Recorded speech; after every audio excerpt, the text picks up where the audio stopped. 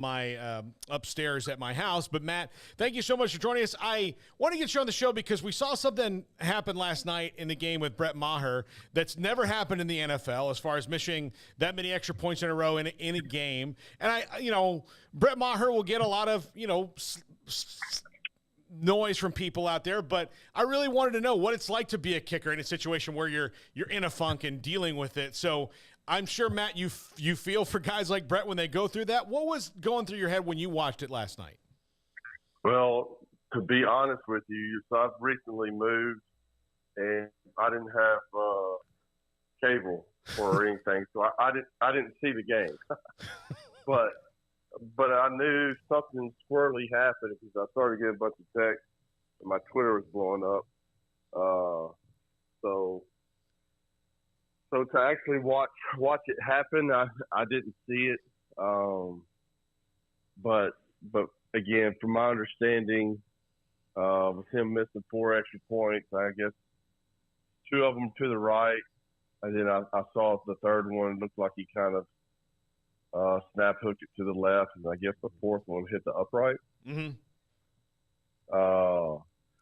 I've never been in a situation like that before.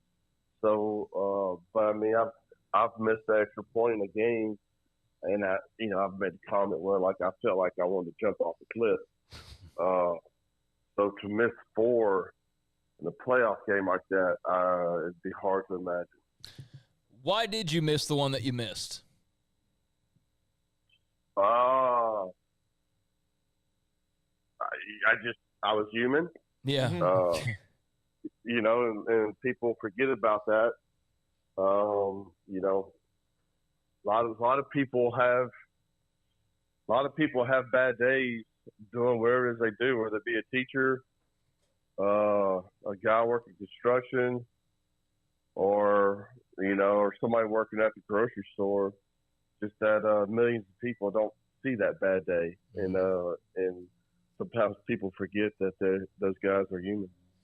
Matt, what is the life of a kicker like? It takes, for a lot of guys, because for the most part you're undrafted and you kind of have to work your way through and find that spot that's open and hop from team to team before you get established and then get coached up. And then when you are on a team, you and the punter and the long snapper are kind of isolated from everybody else for most of the time. So it's not the same experience as, say, being a running back or a wide receiver or something like that. What is that experience like as you go through, moving from team to team and dealing with all the things you have to do as a kicker in the NFL? Sure. Yeah. No, I mean, it's, going back to, like you said, the kicker, the punter, and the snapper. Your day, you spend most of the day, really the whole day, together. So, I mean, you become a pretty tight-knit group.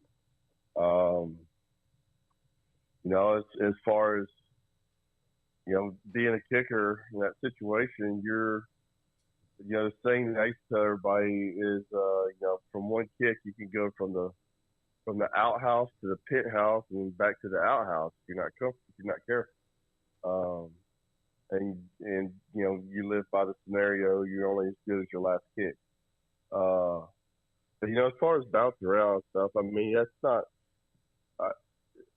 I was in a couple situations where I went from a couple teams. I was part of a regime change. A lot of times, teams get a new coach, a new GM. They want to have quote unquote their guy, and so. And then some guys just, they miss some kicks and they get, they have to kind of learn the hard way and bounce around and then finally find a home. And so, I mean, everybody's different. You do your own thing. I was fortunate where I was successful wherever I was. I had to deal with a few, like I said, a few coaches changes and GM changes, and they wanted their own people, and I wasn't, their people. But you go out there, you do your best, and you hope to find a home and stay there as long as you can. So a lot of people last night, as Maher was missing one after the other, were brought up, the term yips, as one might imagine. He said you hadn't really had that, but like at any level, did you even come across that experience or see perhaps a friend who went through that experience? Any knowledge of what that's like to deal with whatsoever? Yeah. So I try to think back. I had one preseason that was pretty rough.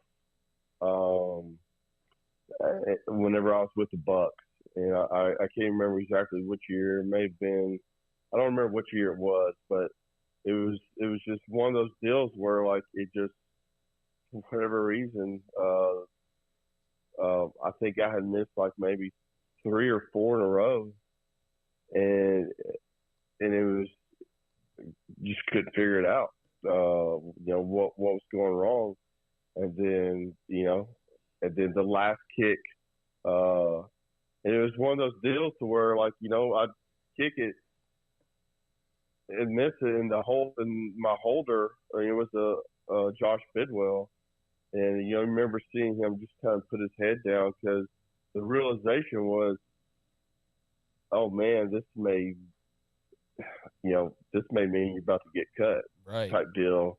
But then like they send you out there. Again, I'm talking about preseason in a situation where maybe you don't kick, but they send you out there to try to give you a chance to correct it. And then you make it, and then things, then you feel better again, and then you roll into the season. You make this kick, you make that kick, and then you just keep on going.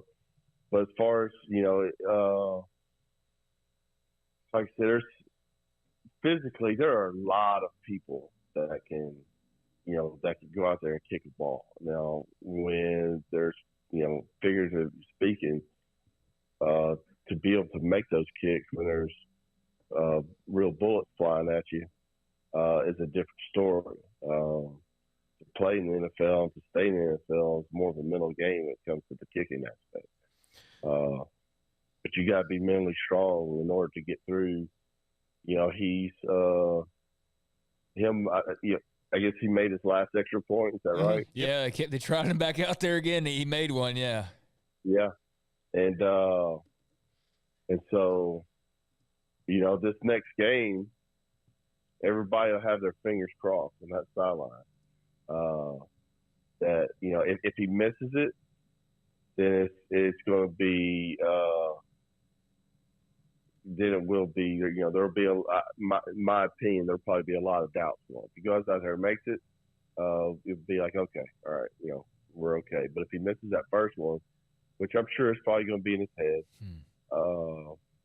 is that first extra point, that first kick is going to be big for him that next game. Let's put it to you that way.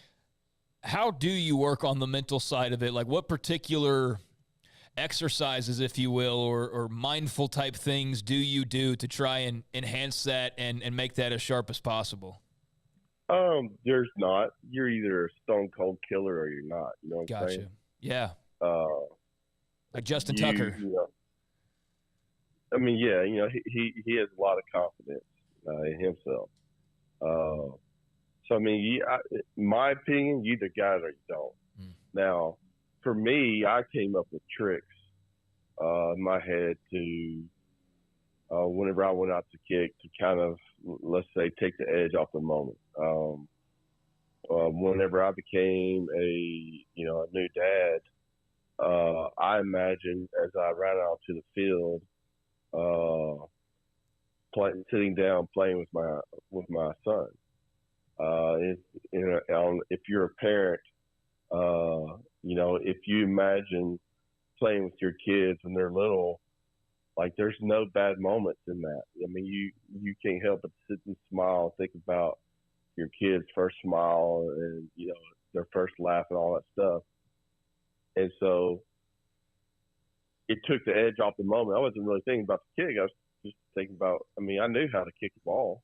And so, but by me thinking about my kids, it took the edge off the moment, if that makes any sense. Yeah. That was just my trick to engage in the mental warfare of the reality of you go out there and you miss a kick, you may be fired tomorrow. So that was little things that I did. So when you did have a slump, a little one, like baseball players try to like maybe hitters try to swing their way out of it. Sometimes, you change up a little thing. What was your kick, or what's the best way to get out of one? Is it simpler than we may even think? Yeah, I don't think, like I said, it becomes a mental thing. I don't think there's a way of getting out of it. You just go out there. You may go back and sit back and study, maybe go watch the kick, and see what could have happened, what may have been the deal. The reality of it is, again, I think probably the worst little slump that I had, going back to, again, Tampa, it was probably 2006. I think I had missed 3. Now, again, this is kind of a different deal. I had a game playing against Atlanta, and on the sideline, my shoe, the sole of my shoe, had come undone from like the leather. So I had a piece of tape trying to tie it around the shoe. But anyway, I missed 2 kicks that game. And so in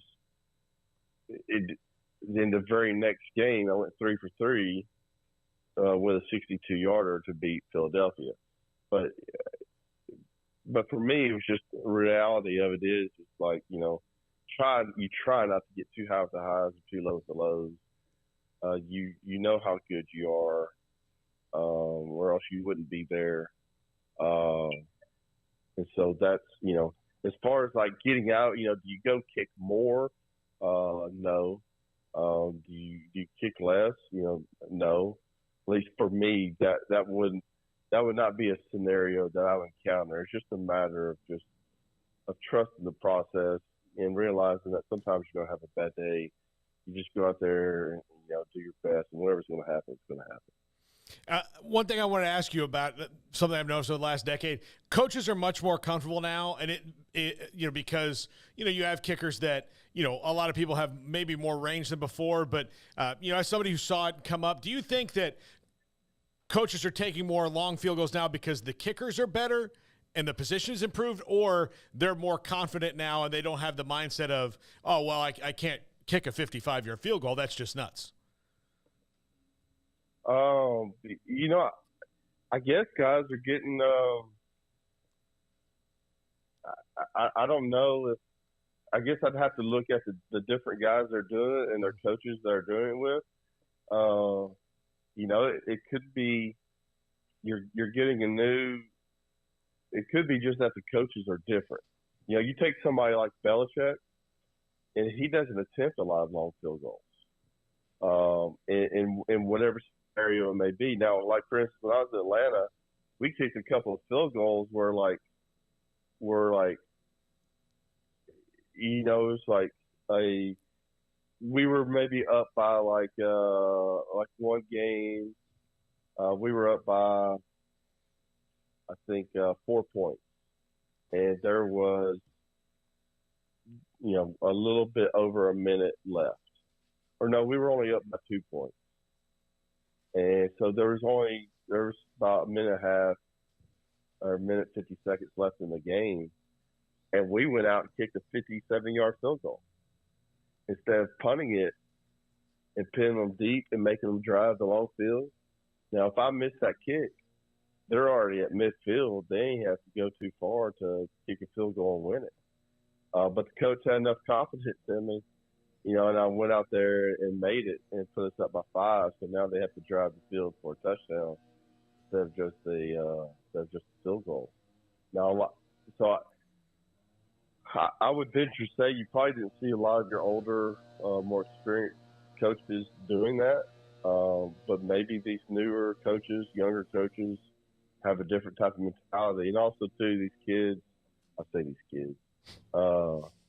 these newer kickers, these guys got some big legs. It seems like, every year people are kicking it a lot further type deal that you see in pregame. So, it could be a combination of things.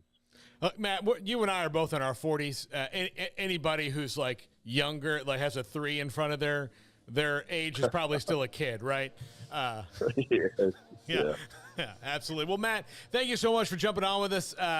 You were a Baylor kid. You told me in the text, Baylor didn't win a lot when you were here, though. But when was the last time you were here in Waco? Have you been to a game in a while? Have you been to a game in their stadium? Yeah, I have. That's a pretty neat stadium. I'm trying to remember now the last time I came to one. It was probably a couple years ago. When they got to bring the kids down the sideline, watch pregame, and we came up there the day before, so we got to take them and see the locker room, and showing them stuff, and obviously me seeing it for the first time, and then I drove around to go see the old place where it was, and told them a story about how when we beat Texas in the homecoming, and the students tore down the goalpost and marched it down the highway, to campus. So yeah, I got a chance to show them that. Matt, thank you so much for jumping on. I know it was short notice. Really enjoyed talking to you. Great stuff here. Have a great week. Always great to have you on the show when we get you. Yep. Well, thank you. All right. Matt Bryant, long time NFL kicker with us here on 365 Sports.